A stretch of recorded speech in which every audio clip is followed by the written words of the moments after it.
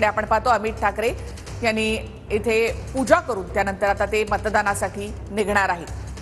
माहीम मतदारसंघामधून अमित ठाकरे पहिल्यांदाच निवडणुकीच्या रिंगणामध्ये, तर युगेंद्र पवारांनी देखील आपला मतदानाचा हक्क बजावलेला आहे। त्यानंतर सुप्रिया सुळे आपला मतदानाचा हक्क बजावण्यासाठी मतदान केंद्रावर पोहोचले आहेत। या निवडणुकीमध्ये संपूर्ण पवार कुटुंब एका बाजूला आणि दुसरीकडे अजित पवार यांचं कुटुंब असं सुद्धा चित्र जे आहे ते पाहायला मिळालेलं होतं। युगेंद्र पवार यांच्या प्रचारासाठी संपूर्ण पवार कुटुंब जे आहे ते प्रचाराच्या रिंगणामध्ये उतरलेलं होतं। आता युगेंद्र पवार आपल्या मतदानाचा अधिकार बजावण्यासाठी मतदान केंद्रावर पोहोचलेले आहेत। सपत्नीक ते या ठिकाणी पोहोचलेले आहेत।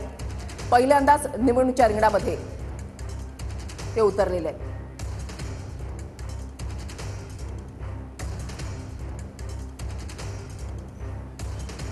तर एकीकडे आपण पाहिलं युगेंद्र पवारांनी आपल्या कुटुंबियांसह मतदानाचा हक्क बजावलेला आहे, तर दुसरीकडे आपण पाहतोय की सुप्रिया सुळे देखील मतदानाचा हक्क बजावण्यासाठी पोहोचलेले आहेत।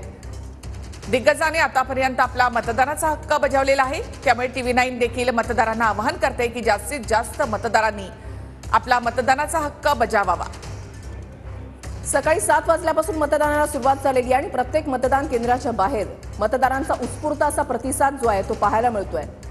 दिग्गजांची प्रतिष्ठा पणाला लागलेली आहे। प्रत्येक पक्षामधले दिग्गज नेते निवडणुकीच्या रिंगणामध्ये उतरलेले आहेत। अनुभवी विरुद्ध तरुण अशी लढत या निवडणुकीमध्ये पाहायला मिळते आणि युगेंद्र पवार यांनी आपला मतदानाचा अधिकार बजावल्यानंतर ते मतदान केंद्रातून बाहेर पडतायत।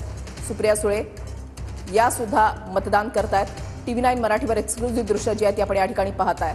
राज्याच्या कानाकोपऱ्यामध्ये प्रत्येक अपडेट्स, प्रत्येक मतदारसंघामधले अपडेट्स सर्वप्रथम तुम्ही TV9 मराठीवर पाहू शकणार आहात। तर सुप्रिया सुळे रांगांमध्ये उभं राहून या ठिकाणी आपला मतदानाचा हक्क बजावत आहेत। ही थेट दृश्य आपण पाहतो बारामतीमध्ये त्यांचं मतदान केंद्र। काही वेळात